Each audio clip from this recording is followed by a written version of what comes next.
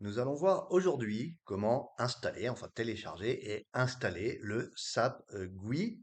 Donc voilà, donc par exemple si vous n'avez pas de SAP GUI, vous pouvez aller sur le site SAP IRP, irpquickAccess.com et aller sur la section Download pour télécharger un SAP GUI, donc une interface graphique SAP. Vous avez la SAP GUI 760, la SAP GUI 740 pour Mac et des instructions d'installation et de configuration pour SAP GUI 740. Donc, préalablement à cette vidéo, j'ai déjà téléchargé la version Subway 780, donc ou aussi Subway 800, parce que j'ai acheté une souscription SAP, un accès à un serveur, et donc quand c'est le cas, il vous envoie par email les instructions pour télécharger la dernière version d'SAP. Donc, une fois que c'est téléchargé, vous avez accès à un fichier zip. Vous allez dans Press One, GUI, Windows, suivant votre système d'exploitation Win32 ou Win64. Et tout en bas, vous avez le setupall.exe. Et si vous le lancez, voilà, donc il va vous demander bien sûr d'extraire les fichiers. Voilà le truc par défaut, on extrait. Voilà, donc l'extraction prend plus ou moins de temps suivant votre ordinateur, suivant vos ressources système. A priori, ce qui était le plus long, c'était de télécharger le fichier. Et voilà. Donc on va voir. Donc pendant ce temps, donc si vous avez besoin de,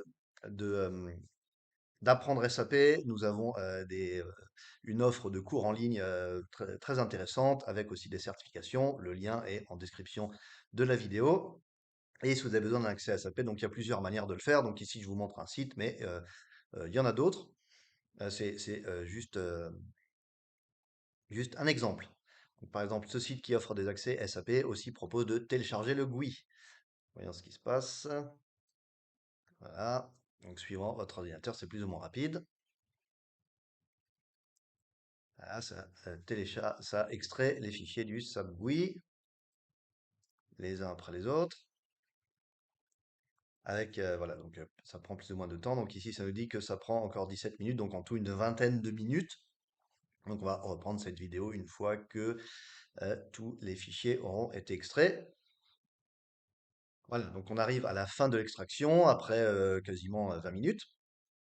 Le fichier a été, enfin, les fichiers ont été extraits.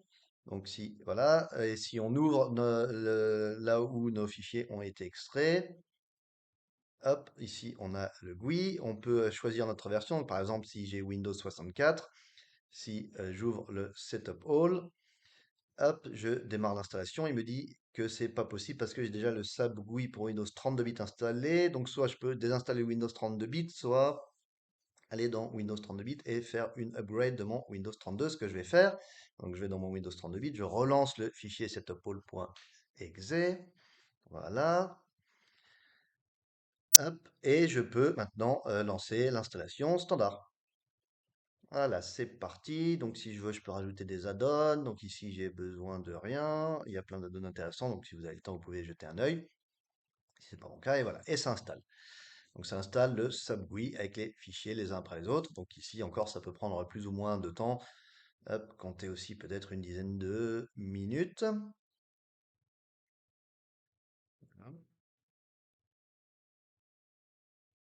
Encore une fois, je vous invite à regarder notre offre de cours si vous avez besoin d'en savoir plus sur SAP. Le lien est en description. Voilà, l'installation arrive à la fin. Et voilà, l'installation est terminée. Donc, ça nous demande de relancer l'ordinateur, de redémarrer l'ordinateur, mais on va pas le faire ici. Voilà, et on a donc l'accès rapide pour SAPGUI. Donc voilà, le SAPGUI 800, la finale qui est là. Et voilà, on y a accès. Dans une prochaine vidéo, on va voir comment lancer un serveur. Merci pour votre attention. Et encore une fois, n'hésitez pas à regarder nos offres de cours en ligne.